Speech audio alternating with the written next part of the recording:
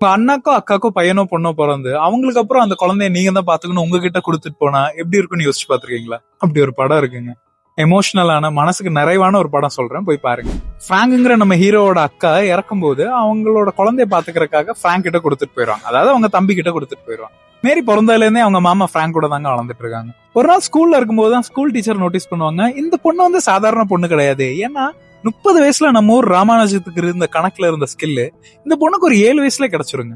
அந்த school teacher இவங்க மாமா கிட்ட கேட்பாங்க, ஏங்க இந்த அளவுக்கு புத்திசாலியா இருக்கிற பொண்ணை ஏங்க சும்மா இப்படி வச்சிருக்கீங்க, அவங்கள ஏதாவது கியூஸுக்கு விடுங்க, பெருசா படிக்க விடுங்க, பெரிய ஆளா வருவா அப்படின்னு. இப்பதான் பிராங்க் சொல்றாரு, இல்ல அது எனக்கு தெரியும் அவ ரொம்ப புத்திசாலி தான் அப்படின்னு, நான் வேணே தான் இப்படி வச்சிருக்கேன்.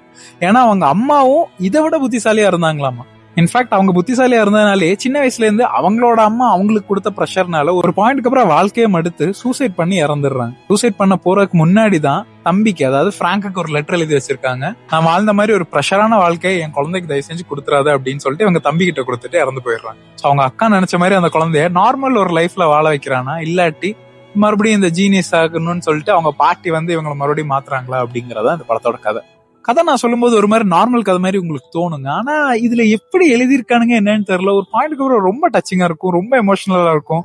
உங்களுக்கே தெரியாம சில பாயிண்ட்ல எல்லாம் அழுதுருவீங்க, ஏன்னே தெரியாது. அந்த குழந்தை மேரிக்கும் அவளோட அங்கிள் பிராங்குக்கும் உண்டான அந்த ரிலேஷன்ஷிப் இருக்குல்ல, அது ரொம்ப அழகா இருக்குங்க. உங்களுக்கு இந்த மாதிரி ஒரு அக்கா பொண்ணு அண்ணன் பொண்ணு வந்தாங்கன்னா ரொம்ப ரிலேட்டபிளா இருக்கும்.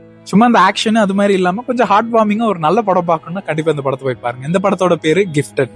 இந்த படம் எனக்கு தெரிஞ்ச வரைக்கும் எந்த பிளாட்ஃபார்ம்லயும் கிடையாது, பட் YTSல இருக்கு அண்ட் நிறைய டவுன்லோட் பண்ற சைட்லயும் இருக்கு. படத்தை பார்த்துட்டு எப்படி இருக்குன்னு வந்து சொல்லுங்க.